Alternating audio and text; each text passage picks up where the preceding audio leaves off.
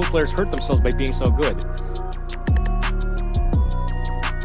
Everybody knows that the guys trying to play the one ball to get to the two ball to get the three ball. I didn't come here today to get an easy draw. The pool is a mental game. It may not prove who the best player is. It's not going to be a race to 100. You guys fell in love with this game that we all love because you love hard things. And if it was easy, it wouldn't matter. All right, guys, welcome to the Sweat Podcast. I am your host, Jeremy Mason. This is episode 4. As you can see in the title and the description, guys, we have a great interview coming up today after we get through the local recap from last week and the local upcoming schedule and some news around the country from the pool world. We have got an interview with Joey Ryan. So I'm really excited for it, guys. It was recorded the other day. I think you guys are going to enjoy it. So stick around. You're not going to want to miss that. So I'm going to jump right into it, guys. I know every single week I have said that I've had a loaded show for you, but seriously, every single week it keeps getting more and more jam-packed. There was so many tournaments in the area last week, so we're just going to get right into it. I'm going to fly through these results as fast as I possibly can. So I don't want anybody to feel like I'm kind of glancing over their tournament or whatever. A lot of work goes into them, and the guys that won and the gals that won, congratulations. But we are going to go through this fast. So, weekly tournament at Tom's Bullpen in Dover, Delaware last Wednesday. That is a weekly tournament. They have 8-ball and 9-ball alternating weeks. Last week was 8-ball. They had 12 players. First and second split was Rich Mahan and Scotty Reed. Third place was Keith Stillwell. Congratulations to those gentlemen. Friday night at Delmarva Billiards and Sports Bar, 17 players. First and second Chomp, Pompey Pamplona and Chris Jenkins. Third place Andrew Worcester. Congratulations to all of them. Good shooting. And thanks to Adam Frank for running the tournament for me so that I could be fresh on Saturday for the big tournament at Chop Tank Bowling and Billiards. Even though Adam was going to be there too, which I did not know, but I appreciate you, buddy. Brews and Q's on the Boulevard. Every Friday night they have a 9-ball tournament. There was 14 players last week. Josh McCauley ran the tournament. First and second chop between Roger Haldar and Rick Molinaro. Third place, Josh McCauley. Good shooting, guys. BLT. If you guys don't know, Brian and Lai have started officially running tournaments together just about every Sunday at the Green Turtle. They've had a couple Friday night events too, but they're calling it B&L tournaments, so I'm going to call it BLT because I think that's better. They can do what they want. BLT, Friday night short rack 8-ball, because there was no 9-ball tournament at Pockets this week. 25 players on short notice. Great job by Brian and Lai throwing that together really fast. Champion, Brian Wetzel. Runner-up, Nick Spriggs. Nick playing good. Third place, Robert Van Netta. And fourth place, Miguel Tafano. I've seen Miguel Tafano's at the top of these finishes a lot. He's playing good. Shout out to Miguel. Friday night chip tournament at South Jersey Billiards in, I believe it's Somerdale, New Jersey. Champion, Cord Fields. Runner-up, Dan Stickle. Third place, David Corvo. I actually don't know any of those gentlemen, but congratulations to them. I know that's a great, really fun tournament, chip tournament up there. Tony Rudy does a great job. Also, they have a Sunday 8-ball chip tournament at South Jersey Billiards. Champion this week was Roger Haldar. Second place, Spanish Willie. And third place, Keith Gonzel. All three of those guys play very strong. Congratulations to them. That must have been a really tough field. That concludes all the results I have for the weekly tournaments that went on last week, with the exception of Chop Tank Bowling and Billiards, which did not have their weekly event because they had a bigger event. So now get to the weekend tournaments real fast. At Chop Tank, 625 and under 9-ball tournament. Huge event. I was there. The stream was on the Sweat. Hopefully you guys caught some of that. I know there was a lot to watch, and a lot of you guys were playing this weekend. But 56 players. Big shout out to Danny Bell. Did a great job. Like I said, there's so many tournaments going on this week, but he got a great field. First and second chop. Shout out to Chris Wilburn of the Delmarva Amateur Tour. Shot great all day. Had the hot seat. Actually won his last 3 matches. Hill over Freddie Miles, Dustin Bunting, and then Ben Davis in the hot seat match. Matt Douglas back through the B side, the chop, first and second. He actually was trailing 4-2 in the second-third match. Ben Davis missed a ball or played a safety or something. Matt gets to the table, runs out, and actually ran a 4-pack to close the set out. So Ben Davis left the table at 4-2 up and never got back. Great shooting by Matt. Third place, as I already said, Ben Davis played really well all day. He's been playing really well, so no surprise. Fourth place, Dustin Bunting. Fifth, sixth, Pompey Pamplona and Sean Toney. Seventh, eighth, Joe Chester and Freddie Miles. The tournament paid the top 12 and the top 8 for the Calcutta, if I'm not mistaken. So really nice tournament by Danny. If you guys haven't checked out Chop Tank Bowling and Billiards, you got to get there and check them out. And of course, next Saturday, they'll be back at it with the weekly handicap 9-ball tournament, which averages almost 40 players a week. So go check them out. JNT, Joe Norton Tournaments, 535 and below 10-ball at Brews and Q's on the Boulevard. They had 40 players there. Really big tournament there. So champion, Rick Scarlato Sr., new face in the winner's circle there, but no surprise to me. I've personally seen Rick Scarlato Sr.'s game on several occasions, and he plays very strong. Has it in him to play very, very well. It's just a matter of being able to do it for an entire tournament. It looks like on Saturday he did. So shout out to him. Great win. Second place, Brian Kilgore. Third place, Gary Muhammad. Good job by Gary. I know Gary's been struggling with a little bit of a slump. Looks like he may be snapping out of it. Actually two pretty high finishes in tournaments here Saturday and Sunday this weekend. So third place, Gary Muhammad. Fourth place, John Amos. Fifth, sixth, Lai Lee. And I cannot say this gentleman's name. I'm going to butcher it. Siddharth Joshi, I guess is what it is. Congratulations, sir. I apologize for butchering your name. 7th, 8th, Brian Starkey and Bobby Baldwin. So great job by Joe Norton. Always does a good job. Dynaspheres Cup 10 ball. Really, really big tournament. Normally bigger than this, but like I said, Jake and Josh had to reschedule. I'm assuming this was the only weekend they could do it because I can't imagine they would intentionally run their tournament in a weekend that had so much going on. But they still had a great turnout, 47 players. Jason Shaw was there to play. He ended up winning.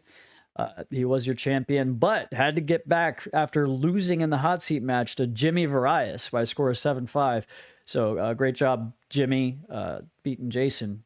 That's no small task there. And was right there with him in the final. I think Jason, I don't remember off the top of my head what the score was, but I know Jimmy played very well. So third place, Pookie, Gray Razmachai, always up there in these tournaments. So no shocker there. Fourth place, Sean Wilkie, once again, more of the same. Fifth, sixth, Kevin West, Eric Toledo. Kevin West actually lost his first round match. He had to play Jason Shaw in the first round. Made it all the way back through and took fifth, sixth. So great job by him. Seventh, eighth, Rob Cord and Roger Haldar. Seems like Roger might be back playing pretty strong again. I know he was going through a little bit of a slump after some real strong play several months back. But looks like first place for Roger at the chip tournament at South Jersey. Easy for me to say. At South Jersey Billiards on Sunday, last Sunday, and 7th, 8th here for your Dynaspheres Cup 10 ball. Big shout out to Jake Lawson and Josh Setterfield. These guys are doing huge things in the pool world. This was at Bank Shots Bar and Grill, 47 players. So, and if you guys haven't played in a Dynaspheres Cup tournament yet, go check them out. BLT 550 and below 10 ball. This was Sunday at the Green Turtle in Bel Air, Maryland. They had 36 players. Your champion, Zach Paetzel, good friend of mine. Great shooting, Zach. Second place, Luther Green. Third place, Brian Kilgore. Once again, Brian's playing really well. Sneaky, kind of top 3 in both these tournaments. This one and the JNT tournament. So Fourth place, Rob Daniels. Great finish for Rob. Fifth, sixth, Michael Bumpus. And Josh Muhammad, junior player, coming on strong, playing really well, getting better and better all the time. Really nice young man. Good to see him playing well. Seventh, eighth, Gary Muhammad, another strong finish that we mentioned, and Wayne Everhart. So shout out to those gentlemen. Great playing guys. There was a Scotch doubles 8-ball tournament at the Frederick Moose Lodge. Tournament directors, I believe, Sarah Ivins and Rachel Ray. There was 8 teams there, so 16 players. First place was John Mundock and Ryan Jones. Second place, David Mason and Jeremy Mathias. Black Cat Pool Tour, 549 and under at Center Pocket on Sunday. First of all, I'd like to say thank you to Kevin Williams for, he took a look around, saw how much was going on this weekend, and actually canceled his open event for Saturday. I thought that was very gentlemanly of him to do that. And I will say, his tournament was posted before a lot of these other tournaments. So that was big of him to do that. And I hope he finds a great weekend to reschedule that for. And guys, if you can go out and support the Black Cat Pool Tour, Kevin Williams, still fairly new as a tournament director, but he's doing the best he can, learning a lot every time he does it. And I've enjoyed the tournaments of his that I've been to, that I've got to play in. So check out the Black Cat Pool Tour on Facebook and go play in one of his events if you get the chance. It's a season-long points race. Last year, Rob Cord was your champion over Sean Wilkie in second. So at the 549 and under on Sunday, at Center Pocket, he had 17 players. Your champion was Carlton Pelzer. And second place, Q Garner, had the hot seat. Fell just short in the final. Third place, Michael Adams. Congratulations to those guys. There was a one-pocket tournament. I think this was Saturday, actually. Corner Pocket of Delran in Delran, New Jersey. Your tournament director, Vincent DiNucci. Vinny runs a lot of nice tournaments up there at the Corner Pocket of Delran, so keep doing what you're doing, sir. Great job. Champion, Russian Kenny. Second place, Vinny Cimarelli. Third place, Reggie Cutler. Fourth place, Hunter Smutney. So great job to those guys finishing high in the one pocket tournament. I actually had graphics for a couple of these tournaments, and I'm going so fast that I haven't even showed them to you guys. I apologize for that. Let me see real quick. There's your BLT Friday night. JNT 535 and below. BLT 550 and below. Scotch doubles 8-ball. And here we're caught up now. The one pocket at the Corner Pocket of Delran. A little bit farther away, there was a 8-ball open summer smash up at the Racehorse Tavern in Thomasville, Pennsylvania. I think Jeff Greener may have been the tournament director. They had 48 players. The stream was provided by LBS Championship Pool on Facebook.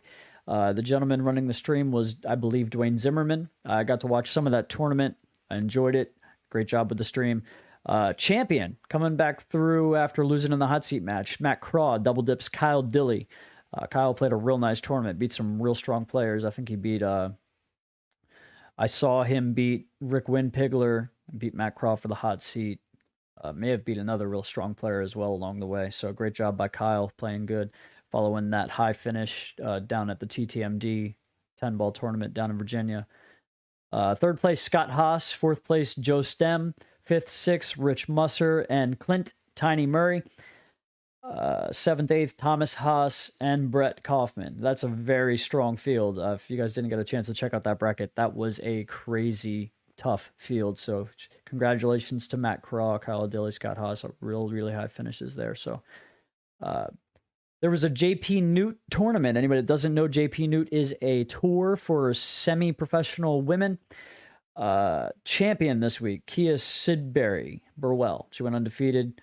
Congratulations, Kia. I've had the pleasure of meeting Kia on a couple occasions. She's a very nice person, good player. So congratulations to her. Second place, your tournament director, Linda Shea. That's so tough to do. Great job, Linda. Third place, Kelly Wyatt. Fourth place, Nicole King. That is all of your local results from last week. I told you there was a lot, guys. I'm going to take a real quick second look at the chat, see what we got going on.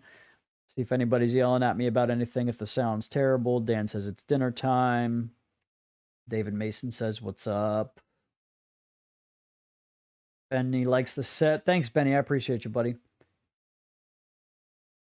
Aaron Taylor, shout out to Aaron Taylor from Aaron's Pool Parlor, which we will mention here in a little bit, says, what's up? Great podcast. Appreciate the love, guys. Haven't really spent a lot of time looking at the chat while I've been doing this previously in a couple weeks. I'm going to try to do that a little bit more as we go on. But like I said, we have a ton to get to today, so I'm going to keep moving right along. That was your local recap from last weekend. I'm going to do a real quick look at our local upcoming events. There's not too much going on in the immediate area this weekend. There is a weekly handicap 9-ball tournament that happens every Saturday at Chop Tank Bowling and Billiards. Tournament director Danny Bell. He's actually Lee Bell on Facebook if you need to get in contact with him, or you can search for Dorchester County Pool Tournaments. I think it is. It's a Facebook group. But you could just show up to that tournament. I think doors open at 11. They don't start the Calcutta until 1 o'clock in the afternoon, and Danny has 14 tables to work with, and it runs really fast, really smooth to get out at a decent time. Fun event. Go check them out. I think it's only a $20 entry with a Calcutta. That is every Saturday. This Saturday, JNT Scotch doubles 6-ball, limit 160. Of course, that is a custom handicap system that Joe Norton uses. You can visit Joe Norton Tournaments on Facebook to get in contact with Joe. If you need any information on that, you can find the event inside that group and check out the details. Or Joe's very accessible if you need to get in contact with him, of course. That is at Bank Shots. So, yeah, like I said, JNT Scotch doubles 6-ball, limit 160 in Joe Norton's custom handicapping system. He's actually going to be switching over entirely to Fargo rate as of the beginning of next year, I think is the plan that I saw. So, and Joe Norton does a great job, guys. If you haven't played in one of his events, go check him out. You're going to have a lot of fun. Caters to all skill levels, and the Calcuttas are massive. So, go check him out. There's also a BLT. 8-ball singles, Fargo rated, at the Green Turtle in Bel Air, Maryland, this Sunday. Contact Brian Kilgore or Liley if you would like information regarding that event. Also, Brad, I think his name is Brad Silver. Yes, Brad Silver has been running tournaments up at various locations in New Jersey. He's actually run a couple U.S. Open qualifiers you guys saw a couple weeks ago. Jesus Atencio qualified for a U.S. Open spot. He's trying to do another one this week, but he can't do it if he does not get enough interest, enough participation. So, guys, check out Brad Silver on Facebook. If you would like to play in a U.S. Open qualifier this weekend at Cue Ball in Vineland, New Jersey. So check him out. It seems like he's doing great things up there. There's a live stream for that as well. I think Lee Blanchard does the stream. So go check that out. Get in contact with him if you would like to play in that. That's kind of it for the immediate area as far as I know this week. If there's anything else, guys, yell at me. But as far as I know, that may be it for the immediate local area. So I'm going to give a couple other quick shout outs for some things that are coming up. Action Pool Tour has a event August 21st and 22nd. That's this weekend at Wolf's Den Billiards down in Roanoke, Virginia. That is the home room of Shane Wolford. A lot of you guys know Shane. So go check them out if you want to drive a little farther, guys. And then coming up, the second annual Old Line State Classic Bar Box Tournament. That is Joe Norton's tournament. I will actually be there on Saturday for the 9-ball and Monday for the 10-ball. I will be live streaming. I actually don't even necessarily plan to play, so I may just be streaming and doing commentary throughout the day, both of those days. But there are still spots available in most of these divisions for Joe Norton. Contact Joe Norton if you would like more information regarding that. Also, the 14th annual Central PA Bar Box Open. The title is a little misleading. This is actually not necessarily an open tournament per se. It is open, meaning that the races are even. There's no weight given anywhere, but it is actually an amateur tournament to my understanding. I don't know exactly what criteria Wade Kaufman uses to determine pro status, but you can contact him and find out any information you need regarding that. That is a huge event. I think they have 256 players. 220 men, 64 women for that 9-ball. They have 8 ball, and there's just a lot. So check out this flyer. You can check out Wade Kaufman on Facebook for more information on that if you need it, guys. So that's some stuff coming up, at least semi-locally. Joe Norton, the Old Line Classic, will be at Center Pocket in Bowie, Maryland. So that's local for sure. All right, I think that's it for the local upcoming schedule, guys. Once again, if I missed anything there, you can let me know in the comments. Let me know in my inbox, whatever, and we'll try to correct that later on. In other news, things going on around the country. There's a lot going on. Okay, Carlo Beato played Sky Woodward, a race to 120, 9 ball, 9 on the spot, big table. And Carlo got it done. The pay-per-view was at Omega Billiards. I actually did purchase this pay-per-view, even though I did not get to watch a ton of it. I watched as much as I could. And Carlo played the way Carlo plays, and a lot of people thought Skyler was a pretty big underdog going into this, and it kind of looked like that. The score ended up being 120 to 101, but that really wasn't indicative of how close this match wasn't. Carlo kind of coasted start to finish. He was up 20 to 7 on day one, finished day one up 40 to 28. I believe after day two, it was like 80 to 63. And then I think Skyler may have got it to within 10 games one time, down to 10 games on day three. And then Carlo kind of did what he had to do to close it out. So 19 game spread at the end of it, but most of the way it really wasn't close. Skyler showed some life on day three, late on day three. But it was kind of that spot where, you really have absolutely nothing to lose and you're kind of just freewheeling, and Sky kind of got a good feeling going for a little bit. But Carlo did what he had to do, close it out after I went to bed. So congratulations to Carlo. Now, they actually announced before even day three started, I think, that Skyler is going to give Dennis Orcolio a rematch on the bar table. So I'll let you guys know more about that later in the What to Watch section. But that was Carlo versus Sky. Now, regarding pay-per-views, this is your weekly reminder from Molina Mike to just do the right thing, right? He says, look, I don't mind giving updates, but it's within reason. Please go support the stream. Support these guys putting up money to showcase world-class players. I love this from Molina Mike. He does do a great job of giving updates on all these pay-per-views and the matches. And guys, I don't mind you.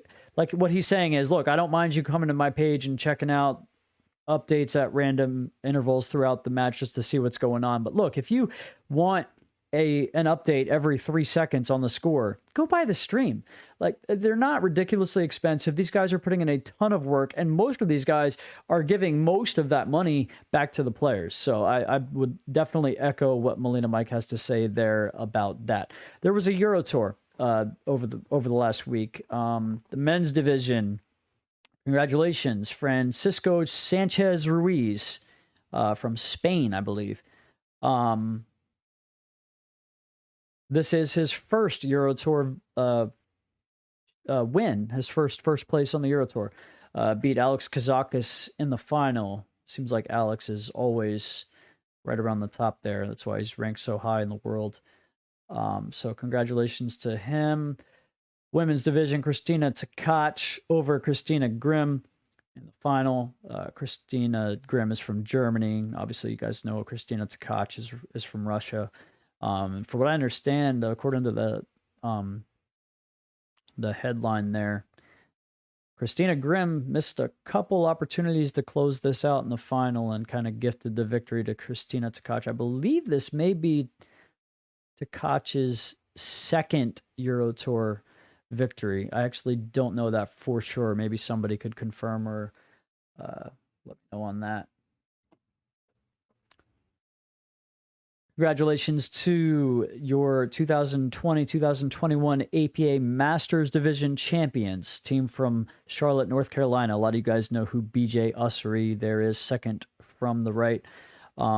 Very strong team. Very, very strong team. So congratulations to these gentlemen. It's kind of been a hot topic this weekend, so I'm going to address it. I made a post on Facebook.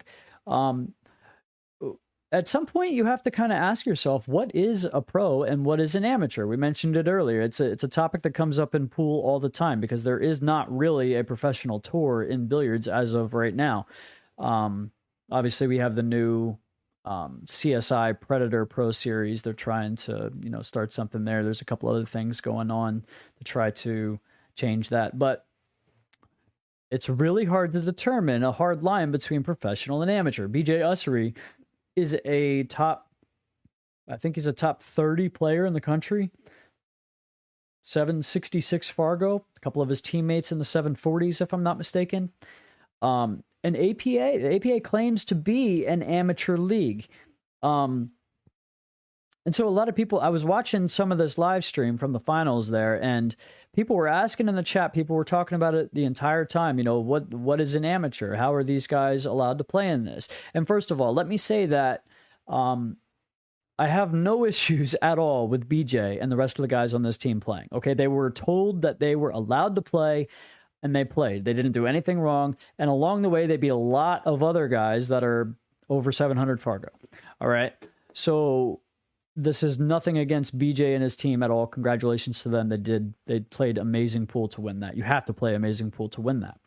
And I have no problem with them playing.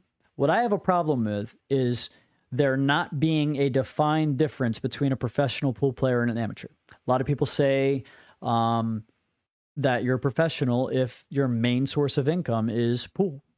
A lot of people say that you're a professional if you do not have a day job. A lot of people say you're a professional if you're over 700 Fargo. Some people say you're a professional if you're over 720 Fargo. Let's see what APA has to say about it. I'm going to read this to you guys. Rule 28. No professional players allowed. APA is an amateur league. APA reserves the right to reject or cancel the membership of those individuals whom are deemed to be professionals. APA has a variety of criteria for determining whether a player is professional.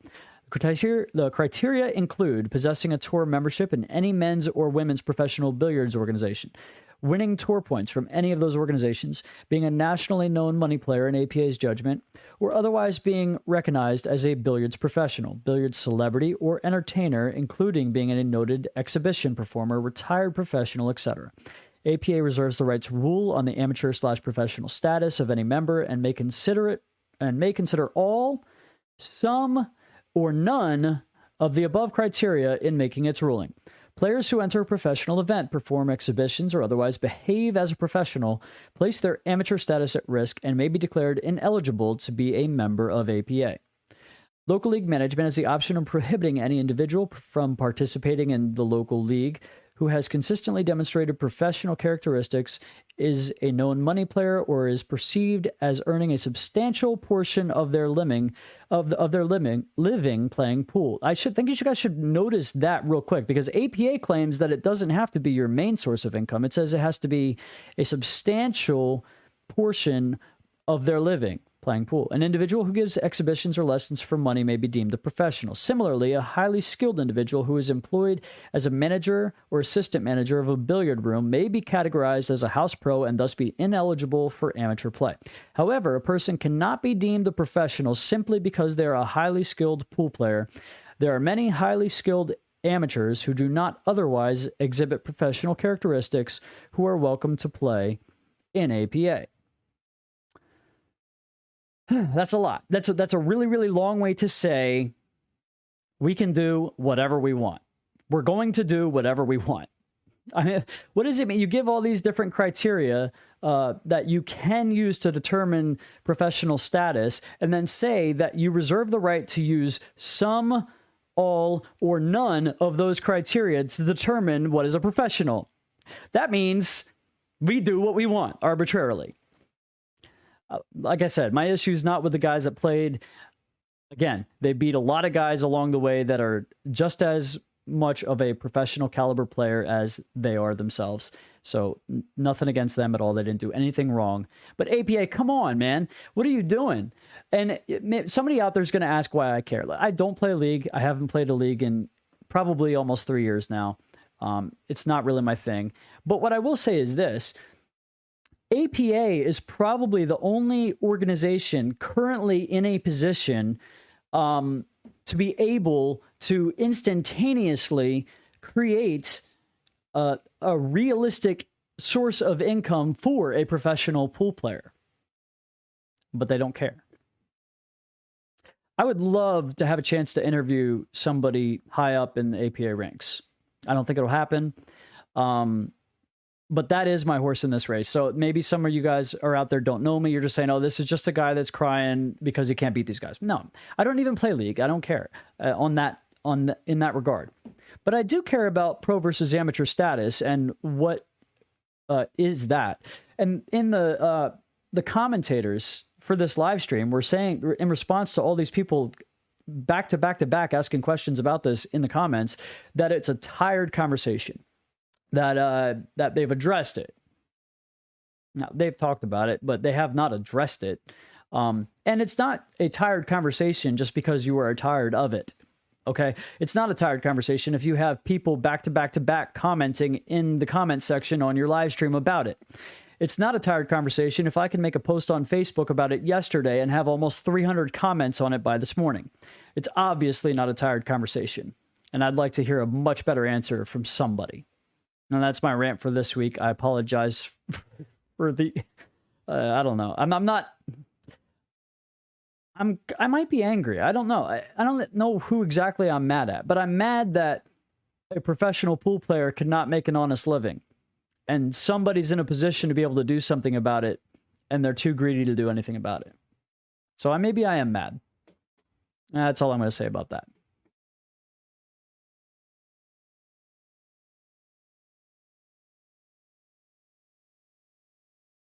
Now, that being said, I feel like I've said it a bunch of times, but seriously, congratulations to BJ Ussery and his team. BJ is a gentleman. He carries himself well on and off the table. I have nothing but respect for him as a player and as a human, and I assume that his teammates probably follow that same mold, even though I do not personally know them. So congratulations to BJ and his teammates. This is not directed at them. All right, guys. Sorry about that. We do, like I said earlier, we have a great interview for you today. Today's show is going to be pretty long. I haven't seen, we've already been at it for 35 minutes. This interview is about a 45-minute interview with Joey Ryan of the Pool Player Podcast. He's also a co-host on the Booth Brothers with Mark White and Melina Mike. Just probably doing more for pool than anybody else I could think of right now. I have all the respect in the world for him. I'm honored and humbled and thrilled that he saw fit to come on my podcast and have a conversation with me. So without further ado, guys, I'm going to just roll this for you. I hope you guys enjoy it, and I will be back live after the interview to wrap things up with what to watch. So hope you guys enjoy it. Joey Ryan, what's up, man? Hey, what's up, Jeremy? Thanks for having me, man.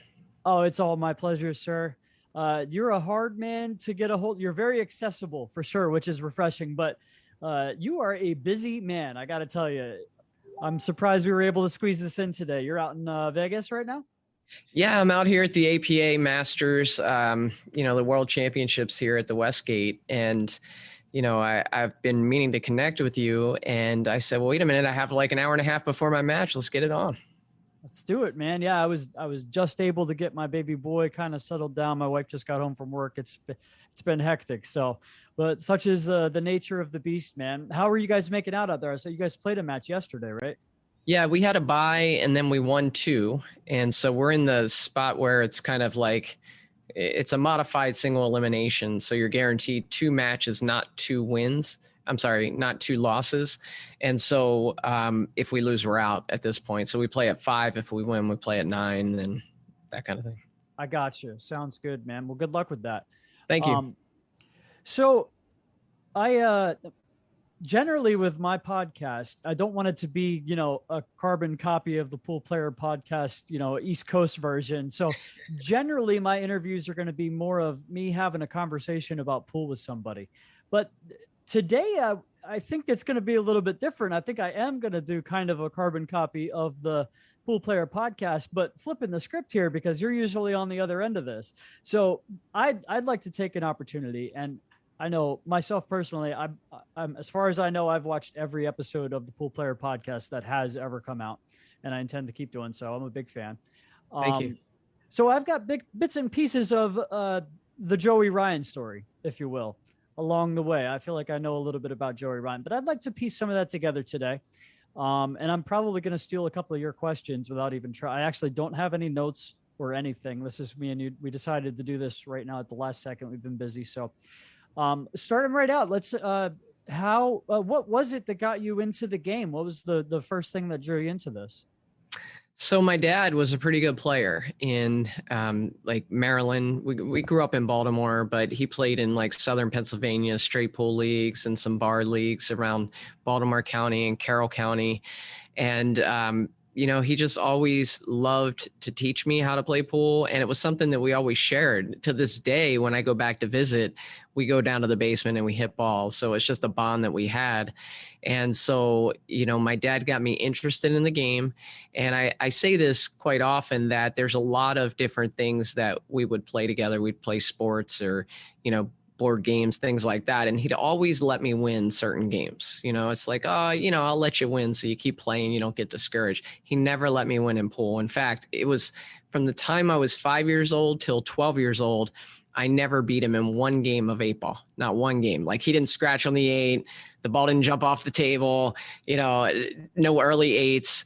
I was like, how am I going to beat this guy? And there were many days where I came up from the basement crying, like one day I'm going to beat him, and I honestly think that's what gave me the fire to really want to play competitive pool. And so, I went to college, and during those years I didn't play that much. But then I went through a period of time where I had an illness. I had tonsil cancer, actually, and I had some surgeries, chemo, radiation. And after that, I kind of realized at 28 years old, like, why not? It's kind of like that song from Tim McGraw, Live Like You Were Dying, like ride that bull, and I was like, I have this talent and I'm pretty good. What if I dedicated myself to the sport and really tried to get better? And so for a 5-year period of time, I did that, and I did get a lot better, so for the folks listening that are, trying to get better at pool, there is a path to that. You just have to work really hard. And I played a lot of pool and I sacrificed a lot during that time. So in that period of time, relationships suffered, other things suffered, work might've suffered, but I really played a lot of pool in that period of time, and I did elevate my game. And then I ended up meeting my wife. We got married, and the rest is kind of history. I play pool when I can now. How did that look? Was it almost an instantaneous elongated break, or did you still kind of maintain like that once a week league play, or what? Yeah. So one thing that I've said that over the years, a lot of people say, well, to get better, you got to match up, you got to play for money. And, there's some truth to that, right? If you're going to go out and put the heat on yourself and play for money, then yeah, you're going to get better under pressure. But I didn't really have a lot of money to go out and play for thousands of dollars. And I didn't even like that aspect of the game where, you're always trying to find an angle or an edge. I'd rather just compete in tournaments. And so for about 15 years of my life, I maintained a high level of pool by playing 1 or 2, I'd say 1.5 tournaments per week. But I made sure they were the best tournaments against the best competition in my region. Where you're paying $20, but you're going to play a pro caliber player in that tournament, and you just tried, like hell to win. And so that's what I did for about 15 years and maintain a pretty high level of play. Was that still in Maryland? When did you move out west? Yeah. So I was in Maryland, 2010, I left the DC area at that time. I had moved down from Maryland to DC. And then in 2010, I moved to Jacksonville, Florida. 2014, I moved to Denver, Colorado. And then 17, I moved to Phoenix, Arizona. And so each of those places, they have something to offer, the sport of pool. And, I was in Denver and there were a couple really good tournaments per week. Phoenix is different. There's not a lot of open tournaments, not a lot of events that I can play in, but the amateur scene is just huge out there. And really that's what kind of inspired me to start with the Pool Player Podcast. And, I just saw all the enthusiasm, people who are like a 400 speed Fargo, but own like $2,000 worth of cues and all they can think about is pool. I'm like, wow, we can do something with this, so yeah. It's a really interesting point you make about how many people there are out there that are, 4 to 500 Fargos, your intermediate level players, not really like A players or whatever, but crazy enthusiastic about pool. It came up in the interview with Freddie Ognier that I did. We're talking about commentary, of course. And one of the things that I tend to forget doing commentary is how many players there are out there listening that do not understand the game at the level that we're breaking it down at. So interesting point. And there is, like you said, they're out there. They're everywhere. Crazy enthusiastic about pool. Yeah. And just a quick note on the $20 tournaments that you're talking about. If those were in Maryland, I don't know what the scene was like back then, but I know now there's $20 tournaments over there in Glen Burnie and the surrounding areas, and they are no fun for anybody. Like I know guys that you probably have no idea. I play about a 600 speed, right around 600. And there's guys that play considerably better than me that never cash over there in these $20 tournaments that we're talking about. So anybody out there listening, oh yeah, you want to improve your game. I mean, that's the way to do it. You don't have to gamble big money. You don't have to lose all kinds of money all the time. You go play a $20 tournament where half the field is above 600 Fargo. I mean, you're going to get better. Absolutely. I can't agree with that more. And, when I was living in Maryland back 15, 20 years ago, just the weekly tournaments themselves. I mean, you'd play Mike Davis, Brandon Schaff, Keith McCready, Sean Wilkie, tons of great players out there. Ones that I'm not even mentioning right now that most people might not have heard of, but they were strong players. And it was really good for my game. And, going into each of those and making it your own personal challenge, right? That's not my night to go out and drink and goof off and whatever. That's my night to focus. That's my Super Bowl, the Tuesday night tournament, that I'm paying $20 to get into. And if you treat every event like that, then you're going to get the results out of that. Even if it's 2 and out, you're going to learn from it and you're going to go back and work on things so that you can perform better under pressure next time. I couldn't agree with more of that. And one piece of advice I'd give to players out there is don't just go to the tournament and lose your 2 matches and call it a night and go home. One thing that really helped my game, I actually started running tournaments. There was kind of a spot that needed to be filled running the tournaments at the venue that I would go to on the weekends. And one thing I learned is the amount of grind that goes into being there from when you get there at 5 or 6 o'clock until somebody wins at 12:30, 1 o'clock, sometimes 2 o'clock in the mornings. You don't realize the amount of you have to do it for a long time, and even like improving your game and getting to where you can win that match or two, like you still have to take it to the next level where you can do it back to back to back all night long when you're tired, and you have to be playing your best pool when you're at your worst physically. So there's a lot that goes into that as well. I just sitting around watching the better players and how well they play throughout the tournament will really improve your game, and you can't beat it for a $20 night out. So yeah, and like you said, also that you don't just take your 2 losses and go home. If you look at, I was in Tucson a couple of weeks ago at the Predator CSI event, the pro tournament. Right. And in that tournament, you had Carlo Beato, you had Roland Garcia, these great Filipino players, Edgy Geronimo. And what happened when they weren't playing a match? They were on the tables. They're on the tables like it's, hey, this is free practice time for hours and hours on end, practicing their break for an hour and a half or practicing shots. And, that's one thing for a $20 tournament, you're not getting charged green fees or anything like that. So go set up on a table as it's open and hit balls around and, just keep practicing and take advantage of that time that you're at that pool room to watch, to learn, and then to also practice in between your matches and afterwards. It's a good point.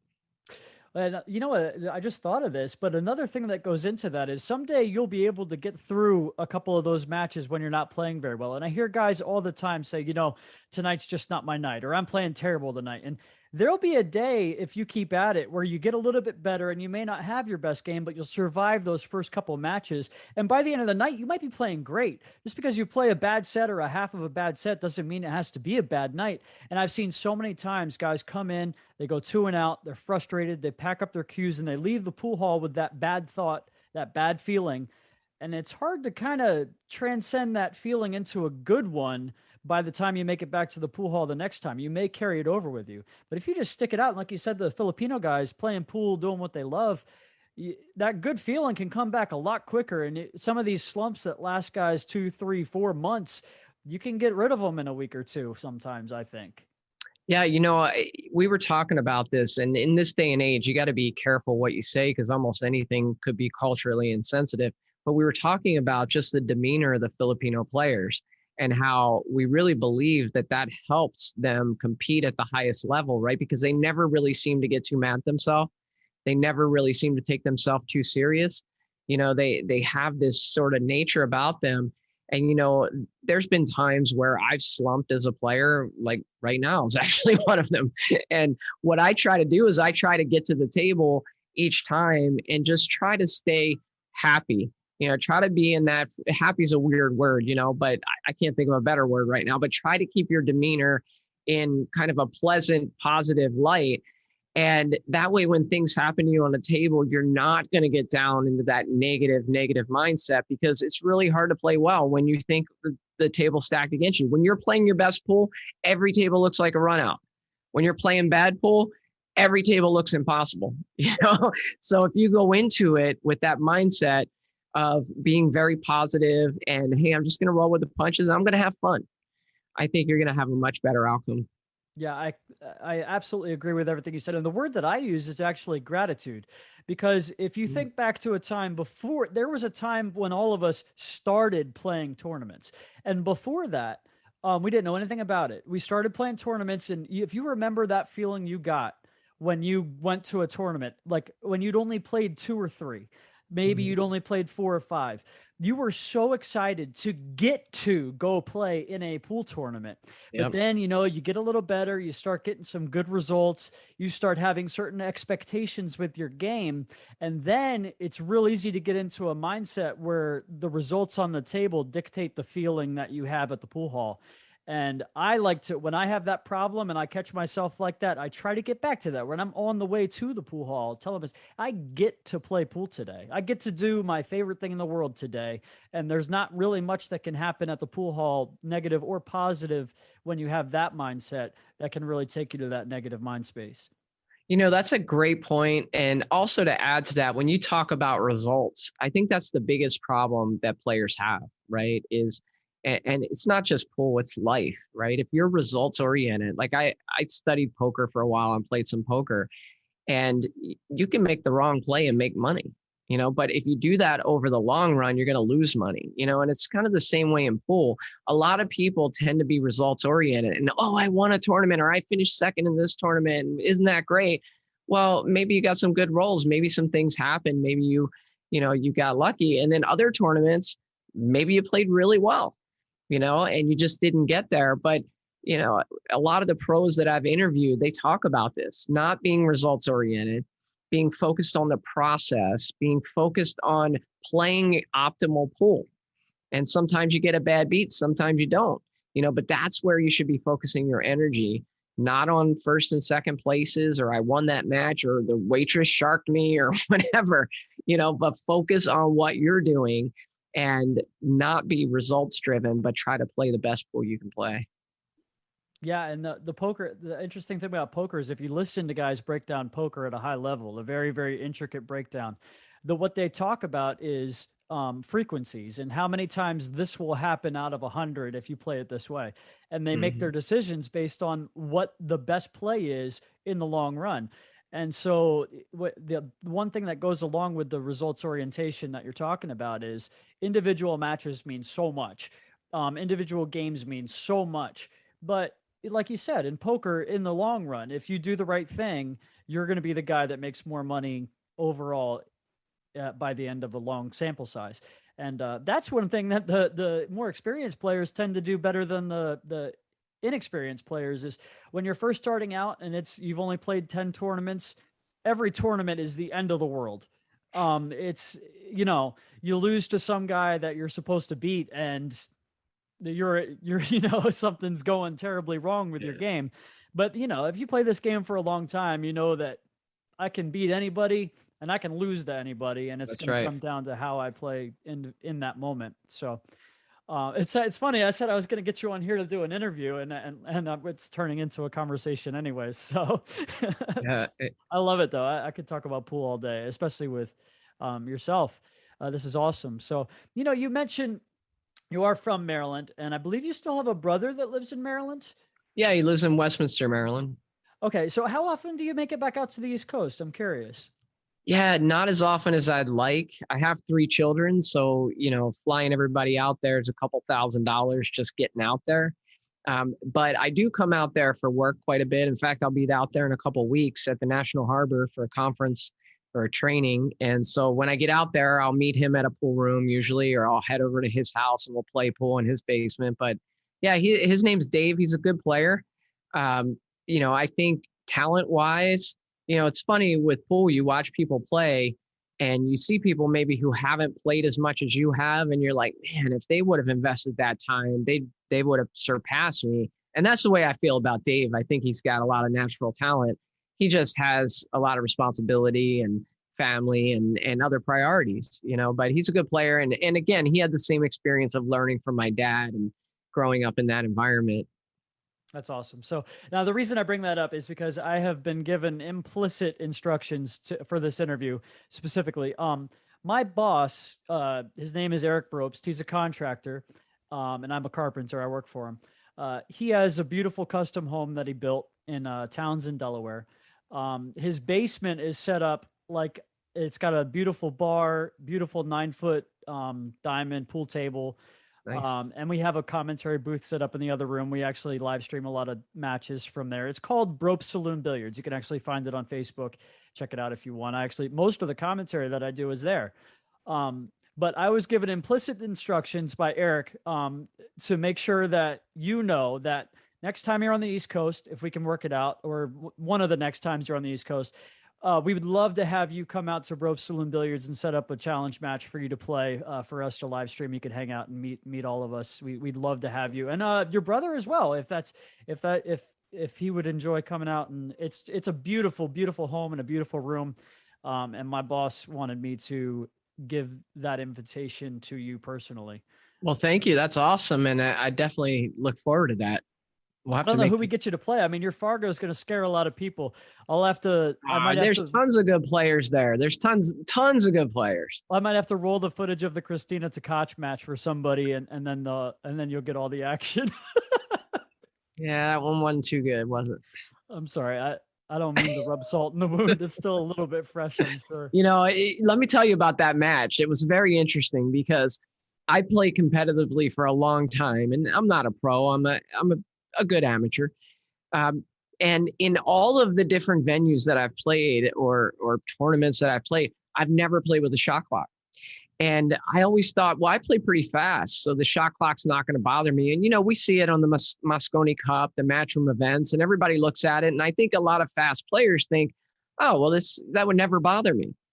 It does. It's a problem. If you're not used to playing with it, it is a big problem. And just simple things, right? Because I'm the kind of guy if I pull out a bridge and I use the bridge and I put the bridge under the table and it's not aligned perfectly under the table, I'm a little anal like that. I want to get the bridge positioned properly. So I don't know if you remember it. I had one shot where I pulled out the bridge and I had the extension on my cue. It was really long. And so getting the bridge, getting the extension, looking at the clock, I called my extension. I said, I got to take an extension here. I leaned over the table. I shot the shot. I put the bridge down. It didn't lay right. I had to fiddle with it. I got it in position. I took the extension off my cue. I walked back over. I laid it down and started rolling away. I fiddled with it 3 times before I threw it on the ground. I get back to the table. There's 10 seconds left on the clock. I mean, that 30 seconds goes so fast. And it's like if you take one walk around the table to look at an angle and you come back, you're going to hear the beeps, and you don't want to hear the beeps. So I think in some ways that really, my dad always used to say every good pool player's got to have 100 excuses for why he lost. Well, that's one I'm sticking with. That's a good one. That's pretty fair. And for the first time to play on a stream table with a shot clock like that, 30 seconds is fast, even for shot clock standards. That's a very, very quick one. And I think the extension, if I'm not mistaken, was only 20 seconds. Is that right? Yeah, I actually got into it a little bit with John Lehman there because I called an extension, and then all of a sudden I have 27 seconds left.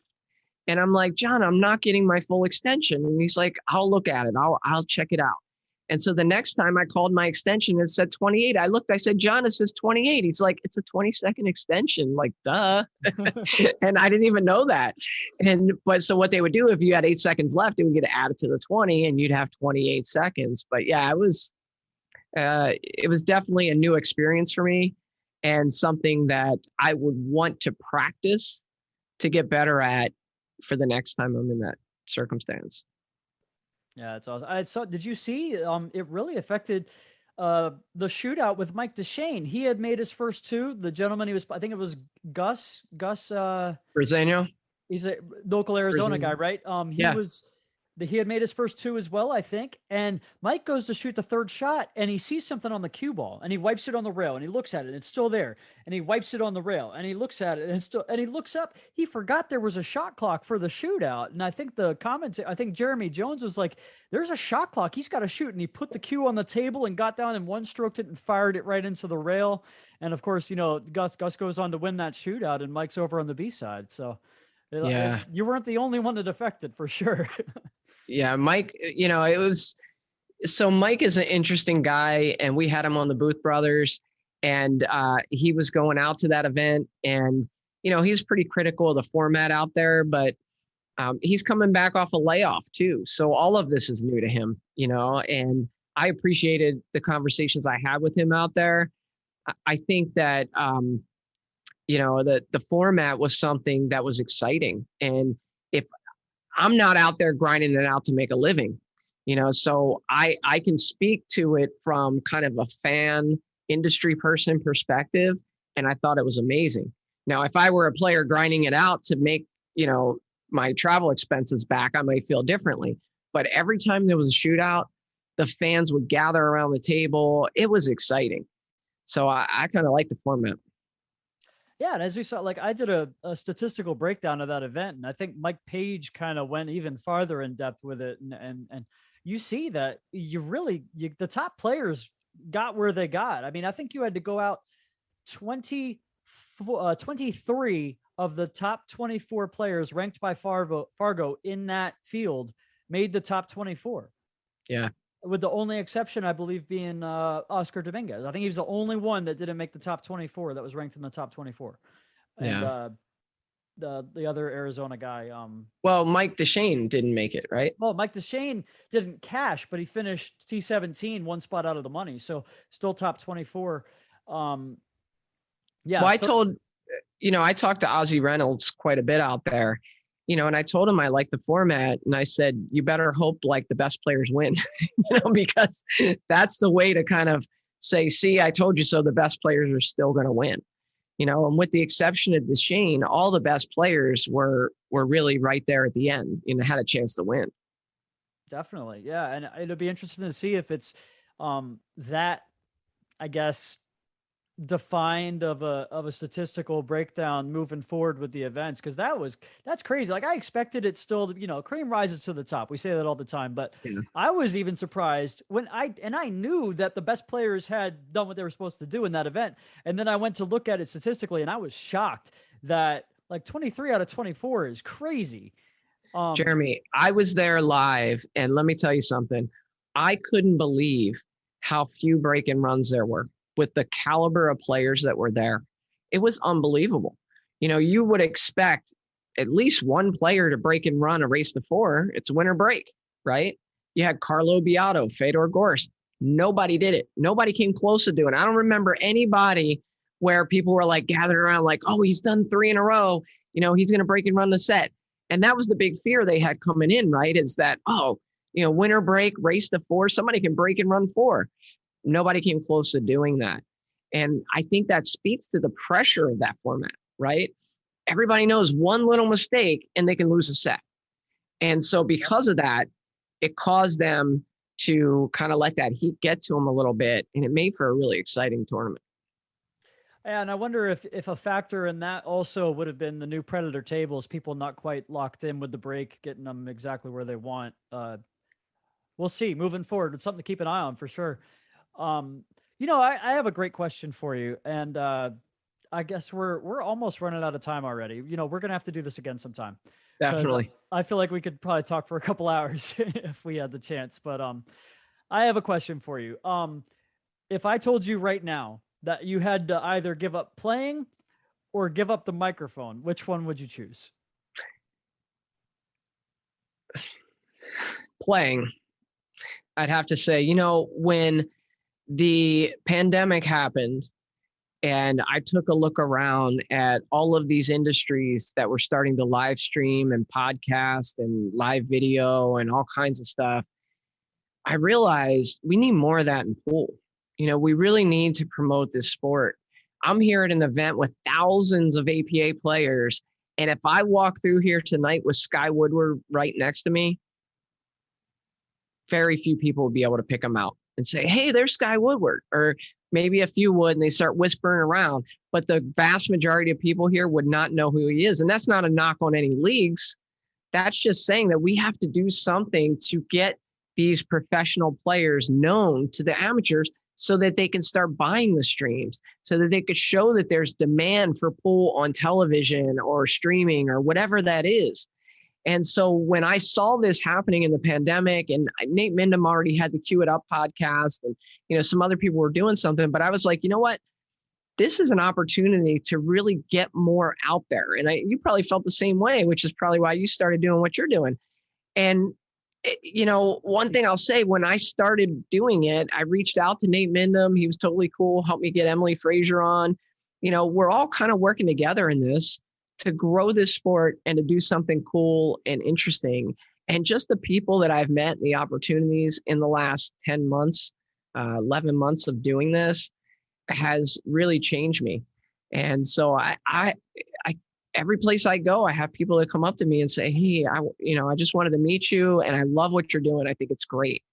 And, to me, I think, wow, that just shows how hungry people are for this kind of content, and we have to keep doing it. So yeah, I love commentating pool matches. I love doing the podcast. I love live interviews, things like that. I'm going to keep doing it because I think that's what we need to really grow the sport. And I love playing, but you know what? I went and sat through 3 days of Johnny Archer and Oscar Dominguez, didn't hit one ball in probably the nicest pool room in the country. So I've kind of come to the realization that I'm not going to be a pro, and I'm probably not even going to get much better as a player, but I can get better as an interviewer. I can get better as a podcaster. I can get better as a commentator, and that's what I'm going to try to do. Yeah, as much as I love the game, I think I would have to agree. And I'm just getting into this side of it, but I have done a considerable amount of commentary, and I think that's my biggest love right now. You get me behind the mic for a nice match, couple really good players. I've even done some for bad players, and I still find a way to enjoy it. And, yeah, I love it, and it's there's a huge need for it. We do touch on it with the podcast, but there's a huge need for commentary. Even some of the really nice production live streams that we've watched, and I'm talking the good ones. A lot of the times you get a guy doing commentary that's not necessarily a commentator. He's a tech guy.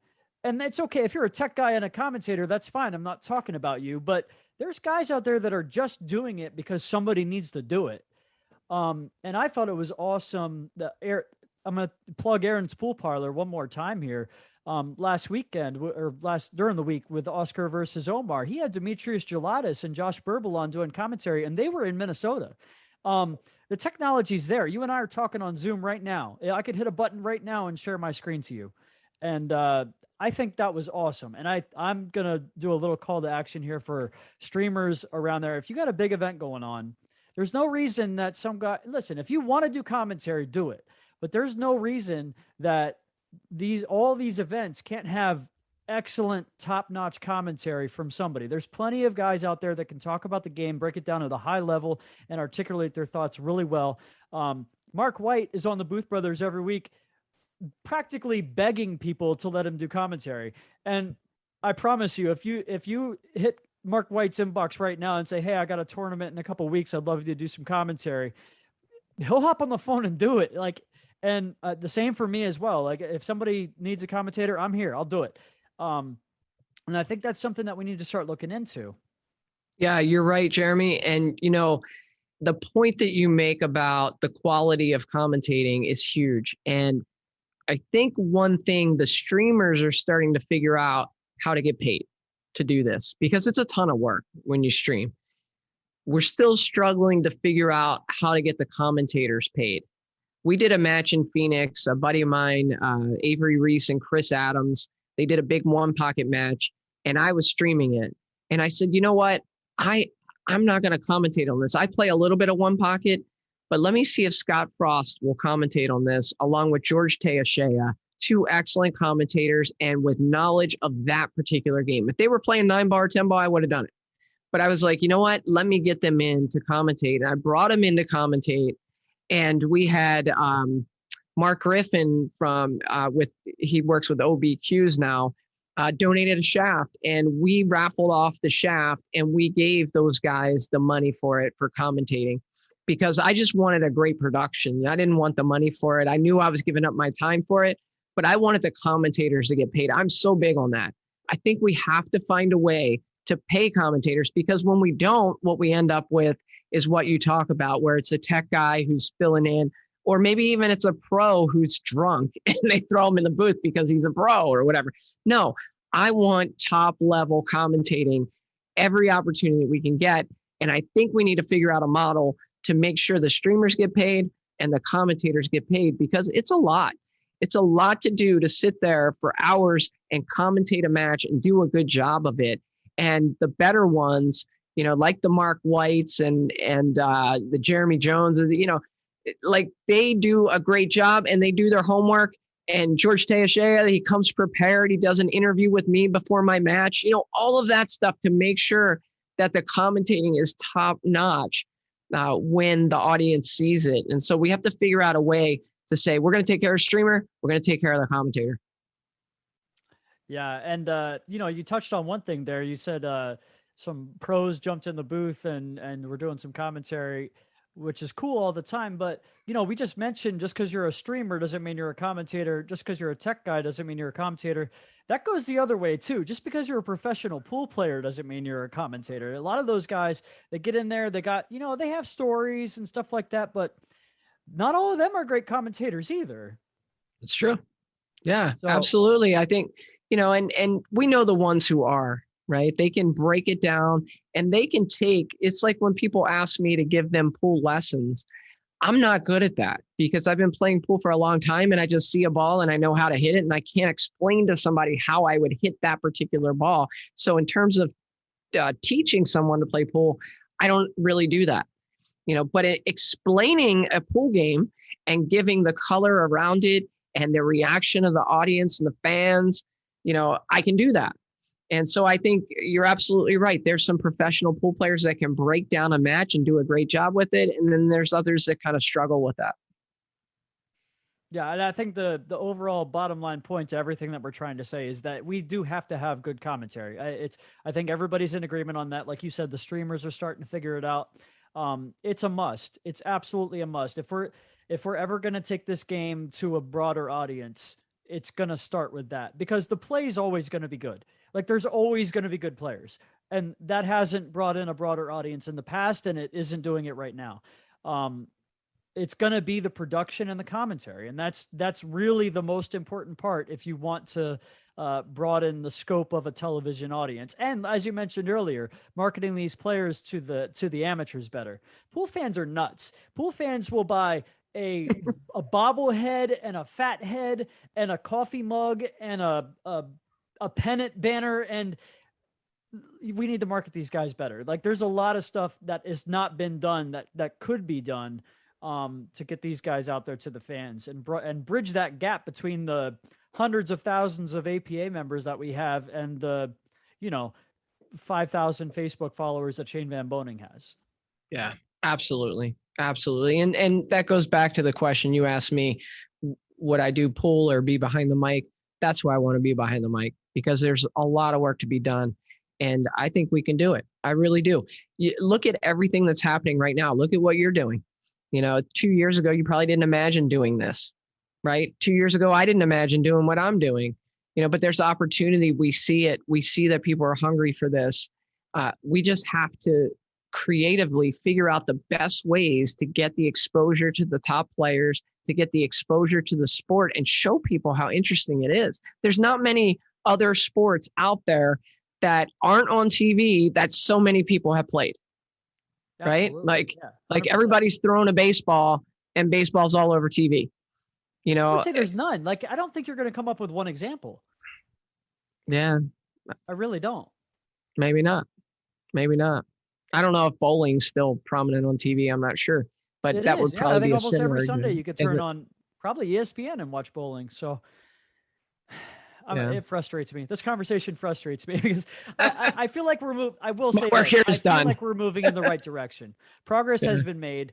Your podcast, and you mentioned Nate Mendham and Cue It Up. Guys, if you're out there and you do not know about Cue It Up podcast, go listen to Cue It Up podcast. I feel like, Joey, your podcast, both of them, have really, really grown very, very quickly. I think you guys have a pretty great following. You get a lot of people sharing and everything. And I talk about you guys all the time.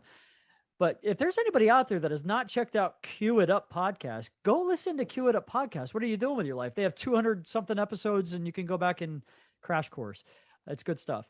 But I think we're moving in the right direction. I think if you look at the junior tournaments that are going on around the country, the kids traveling all across the country and hitting all these JIC events and the BEF events, we're gonna watch it this Friday, right? BEF California State Championships. I think we're going in the right direction, and there's a lot more work that needs to be done. Yeah, I'd agree. I think now's an exciting time. People are trying new things. I'm privy to some things right now that I wasn't, before I really got into the podcasting game, about people who have these ideas that they're moving on to really elevate the sport and bring some money into it, some outside money, because that's what we need. And, going back to the commentating thing real quick, Jeremy, I want to say this. I think it's important that we commentate in a way that draws in people who don't know how to play pool. Okay. I think we get focused a lot on the fact that most of the audience currently are people who play pool. So they know, oh, he's going to shoot the 7. My wife, one time after I commentated a match, I came home and I said, hey, did you check it out? She's like, yeah. I said, did I do a good job? She's like, you did a great job. But one thing, I don't know what color the balls are. So you're saying the 7 ball over there by that other ball, and I don't know where the 7 ball is. What if you just said actually, I don't even know what colors, depending on the set of balls now, the 7 ball is. That's a different issue. 3. if you said like the red 3 ball, then it would help me guide my eyes to it, and I'd be able to see what exactly you were talking about. And I was like, that's a great point. So I just wanted to get that in before we closed out, because I wanted, I know you do a ton of commentating, and I think that's something I forget a lot, is that what if somebody comes in to watch for the first time? We have to draw them in and not like have them feel like it's an exclusive club and you don't understand the colors of the ball, so you can't be a part of it, I couldn't agree more. And it's something that we touched on a lot in the Freddie Ogner interview. And the point that I made was, this is why the pairings are so important in commentary, because you get 2 guys in there that bring the same thing to the table and you're hurting yourself. But like Freddie Ogner said, the most fun he's ever had doing commentary was with Raw Hanna. And if you've ever listened to Raw Hanna's not going to probably say one thing about pattern play or strategy or hardly any of that the entire cue time. Action. You won't hear cue action come out of his mouth. Yeah. People love him. Ra's amazing. Because he knows that. And it's not that, we said this when I talked to Freddie, it's not that he doesn't know what he's talking about. He could do it. But you get a guy like that. You get a guy like Carl Boyce, and Carl Boyce is a world champion. Carl Boyce could go either direction with it, but he makes a point. He goes out of his way to bring in that other audience. And the point that I made with Freddie was that you can't go so far with it that you water down the game and get it to where people understand it and then don't care. Because you can do it in a way that takes away all the intricacy and all the difficulty, because the players make it look very easy. And they'll understand what's going on, and they literally will not care at all because they don't understand why it's important. That's why you need a guy that breaks down the game the way Tony Romo breaks down football. And then you need a guy like Jim Nantz who's going to bring it back home to the rest of the audience that isn't there, studying parlay cards on Tuesday morning. You know what I mean? Like, I think that's very important. Well, you brought up Raw and Dexter out there at D-Real. They do their streams, and it's a great ebb and flow between the two of them. Raw is Raw, and Dexter will break down some details about the actual rack and how he would go about taking it. And, from the first day that I logged onto that thing and watched some of their stream, Raw's like, oh, there's Joey Ryan, Pool Player Podcast. I didn't pay him anything for that. Just a great guy, one of the great people in the industry that just helped promote the game of pool. And you see what he's doing on the junior scene right now. But I can't agree with you more. You need that technical breakdown, somebody who's really going to get in the nitty gritty, the Joey Gray, understanding everything about how it's going to go. And then you need that person that's got more color and more, it just makes it attractive for everybody. Absolutely. And one more thing I'll say about Raw, you just mentioned it, is the guy has one of the best streams around. He has probably more invested in his hardware equipment than just about any streamer I know. And he spends 90% of his time streaming junior matches. And that to me says everything that you need to know about the guy. He could be streaming every single one of these big major challenge matches, big pro events, but he doesn't. He gives all his time to the kids. Well, look, you see, what are we attracted to? We're attracted to people that follow their passion, right? And with Ra, you see it right away. His passion is with the young generation. It's with the next generation. And he's following that. And it's just infectious. And you want to be around it and you want to support it. And so that's, to me, that's just like coming forefront with him, is that I want to make sure this game lasts far beyond me, kind of build a legacy. And so that's one of the reasons that I was attracted to him. And I said, hey, I'd love to help out and support, so love Ra. Yeah, I definitely agree with that. He's the best. We're really running out of time, Joey. I'm going to have to cut it short. We definitely have to do this again sometime in the near future. Is there anything else you wanted to say before we close out? Yeah, I just want to congratulate you on taking this step and doing this show.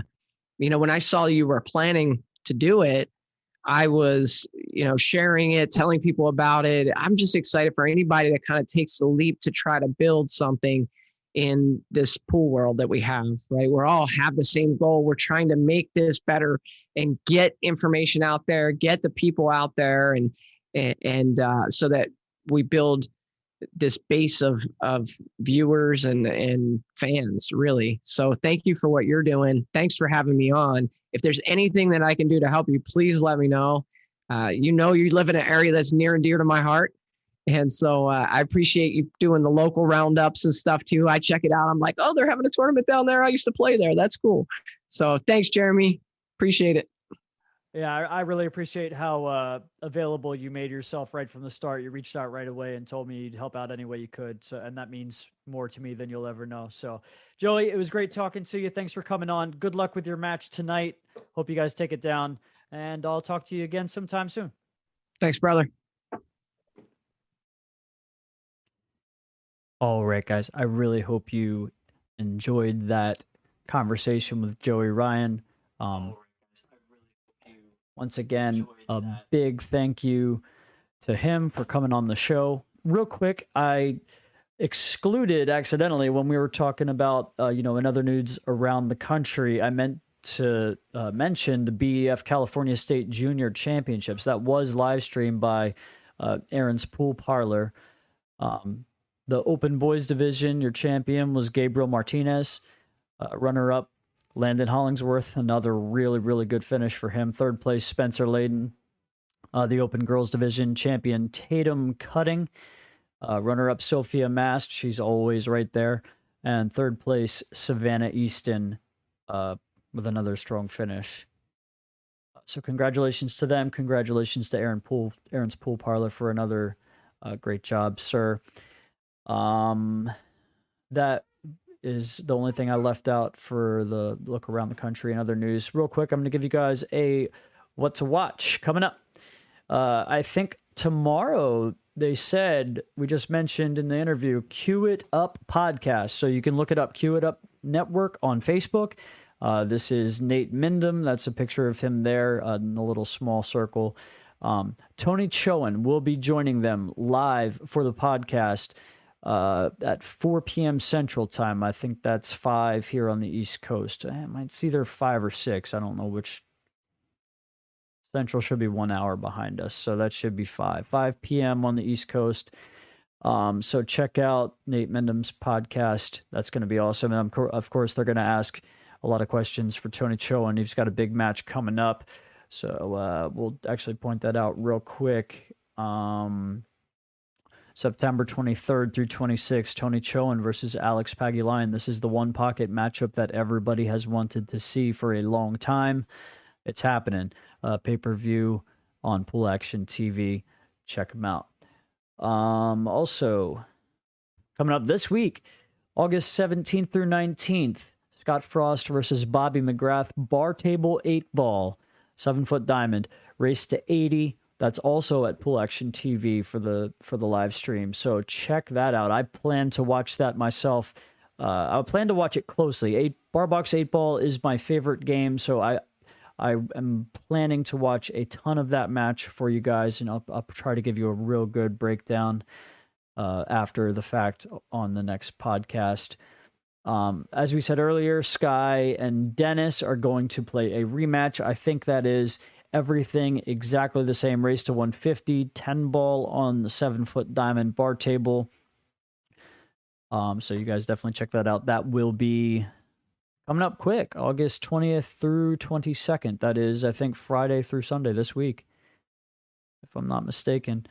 And that Frost versus McGrath match starts tomorrow, if you didn't catch the date there. The Texas Open coming up real quick, August 23rd through 29th. Shout out to a couple local guys making the trip down. I think Dave Nangle, one of the hardest working guys in our area, running tournaments, running Calcuttas, running live streams. Always working, even when he goes to events that he's not on staff for, he's working and helping out. Good friend of mine. So Dave Nangle taking a trip down there with Josh McCauley and his brother. And I think he mentioned one other player going down there with them. It slips my mind right now. But hope those guys have a great time. And the live stream for the Texas Open is also on Pool Action TV. Guys, I recommend going and buying the yearly pass for Pool Action TV. I think it's $120 your first time, and it renews for $100. But I've just showed you guys, there's 3 or 4 things back to back to back that you can watch on Pool Action TV that are going to add up to well over that total if you buy all of them. So check out their yearly pass, Pool Action TV. And don't forget the Predator U.S. Pro Billiard Series by CSI. Next event coming up at Las Vegas, September 1st through 4th. And then another one at the end of September in Michigan. That's coming up quick. The U.S. Open is coming up quick, September 13th through 18th. Of course, that's at Haraz in Atlantic City, New Jersey. And Matchroom is putting that on. You can catch the action if you are in the United States on the DAZN app and Sky Sports if it is available to you. I think that is everything I wanted to get to today, guys. I hope you've enjoyed the show. Hope you enjoyed the interview with Joey. We'll be back at it again next Monday with the local recap, and I will have another guest on. Not quite sure who it's going to be yet. I have 4 or 5 verbal commitments, but nothing locked in as far as scheduling goes with any of those guys necessarily. But we will have a great guest on. Thanks for being with me tonight, guys. I know the show was a little bit long. Hope you guys have enjoyed it. I'm Jeremy Mason. You've been watching the Sweat Podcast. Have a good night.